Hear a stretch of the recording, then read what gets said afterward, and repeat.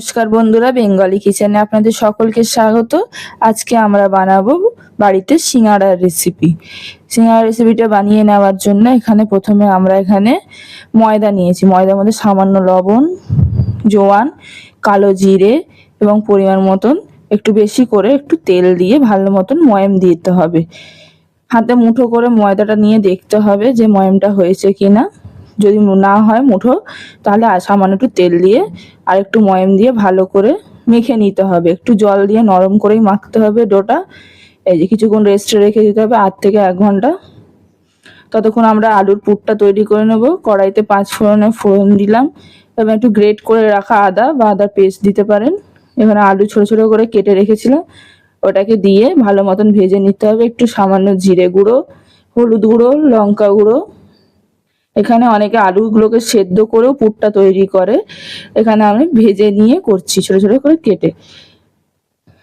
সামান্য একটু লবণ দিয়ে ভালো করে ঢাকা দিয়ে একটু জল দিয়ে এটাকে ঢাকা দিয়ে ভালো করে সেদ্ধ করবো। একটু জল দিলে কি একটু মাখা মাখা হবে।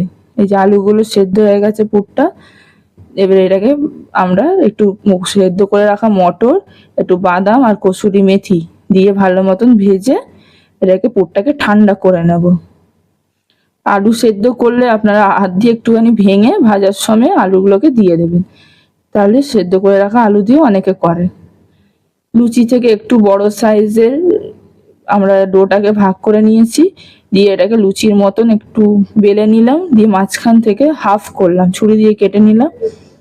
একটু 2 কোণায় জল লাগিয়ে নিতে হবে। জল লাগিয়ে একটা কোণের শেপ দিতে হবে, বা দুটো কোণকে একসাথে নিয়ে এসে জয়েন্ট করে একটা কোণের মতন শেপ দিয়ে মাঝখানে আলুর পুরটা ভরে জল লাগিয়ে আবার সিল করে দেব।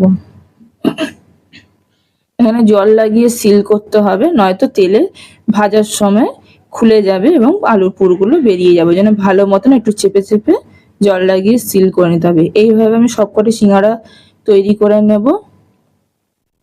দেখে নিন ভালো করে। তেলটাকে বেশ ভালোভাবে গরম করে নেওয়া হয়েছে। গরম করে এক এক করে সব সিঙ্গাড়াগুলো দিয়ে মিডিয়াম ফ্লেমে ভেজে নেব। হাই ফ্লেমে দিলে পুড়ে যাবে, তাড়াতাড়ি লাল হয়ে যাবে। ওই জন্য মিডিয়াম ফ্লেমে একটু উল্টে পাল্টে ভালো করে লাল করে ভেজে নেব। আমার সিঙ্গাড়া একেবারে রেডি। এরকম আরও নতুন নতুন রেসিপি দেখার জন্য বেঙ্গলি কিচেন চ্যানেলটাকে অবশ্যই সাবস্ক্রাইব করবেন এবং রেসিপিগুলো কেমন লাগছে কমেন্ট করে জানাবেন। ভিডিওটি ভালো লাগলে, রেসিপিটি ভালো লাগলে অবশ্যই একটা লাইক করবেন এবং চ্যানেলটি সাবস্ক্রাইব করবেন। ধন্যবাদ।